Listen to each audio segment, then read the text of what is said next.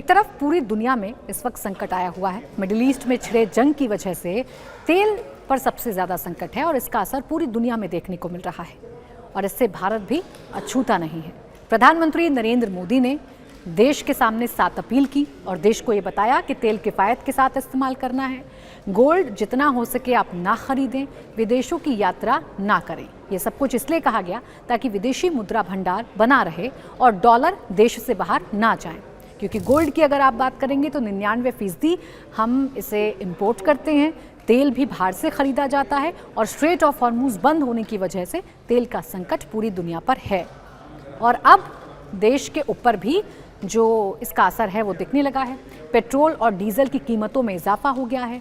Petrol भी के दामों में भी 3 रुपए का इजाफा किया गया है और डीजल के दाम में भी इजाफा किया गया है। दूध के दाम भी बढ़ चुके हैं, सीएनजी के दाम भी बढ़ चुके हैं। गोल्ड पहले ही आसमान छू रहा है और चांदी भी आसमान छू रही है। ऐसे में विपक्ष ये पूछ रहा है कि क्या सरकार की तैयारी पूरी नहीं है। विपक्ष ये कह रहा है कि सरकार गुमराह कर रही है। विपक्ष ये कह रहा है कि सरकार ने चुनावों को देखते हुए पेट्रोल और डीजल के दाम नहीं बढ़ाए थे और चुनावों में फायदा उठाने के बाद अब देश पर संकट डाला जा रहा है, बोझा डाला जा रहा है। लेकिन यहाँ आपके लिए समझना बहुत ज़रूरी है कि भारत पूरी दुनिया में कहाँ पर स्टैंड कर रहा है। यहाँ आपको ये जान लेना ज़रूरी है कि पूरी दुनिया में जो संकट है उसका कितना असर भारत पर पड़ रहा है।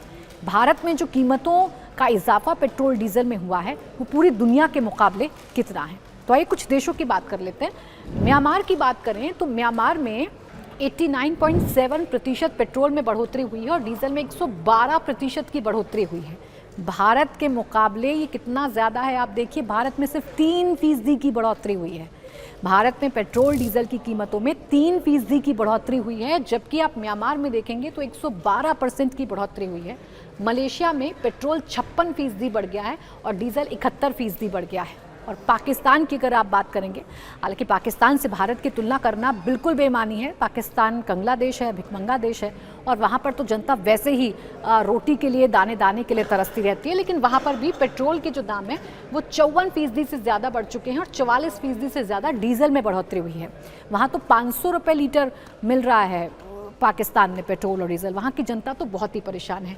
संयुक्त अरब अमीरात यानी UAE, जहाँ से खुद तेल आयात किया जाता है, जहाँ पर तेल के कुएं हैं, उस जगह पर भी 52% की बढ़ोतरी पेट्रोल में हुई है और 86% की डीजल में हुई है।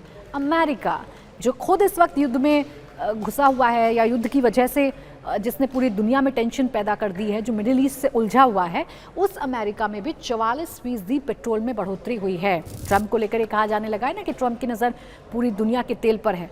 अब उस तेल ने ही ट्रंप की मुसीबत भी बढ़ा दी है। भाई अमेरिका में भी 44.5% पेट्रोल में बढ़ोतरी हुई है और 48.1% डीजल में बढ़ोतरी हुई है। जबकि श्रीलंका की बात करें तो श्रीलंका में 38% पेट्रोल में वृद्धि है और 41% डीजल में बढ़ोतरी है।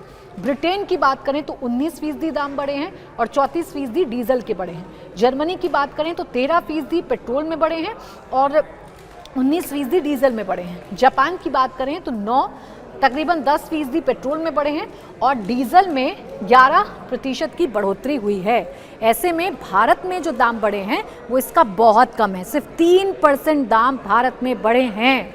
पेट्रोल और डीजल के दाम सिर्फ 3% बढ़े हैं, यानी ज़्यादा इजाफा नहीं हुआ है। यानी पूरी दुनिया की तुलना में अगर आप देखेंगे तो भारत की स्थिति अच्छी है और यही भारत सरकार कह रही है कि जो वैश्विक संकट है उसका असर भारत की जनता पर नहीं पड़ने देंगे।